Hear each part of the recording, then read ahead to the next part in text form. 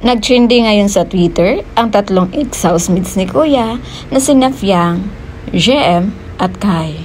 Nagpakitang gilas sa kanilang runway sa bench ang tatlo.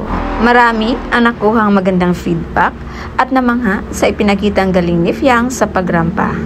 Hindi daw nila masyadong in-expect na ganun kagaling si Fiang dahil first time itong naging model.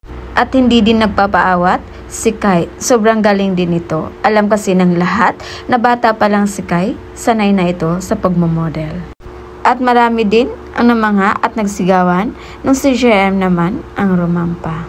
Iba talaga makahatak ng views ang JM Fiang dahil so far sa in-upload ng bench, tanging ang video pa lang ng runway ni na Fiang at JM ang humakot ng million of views.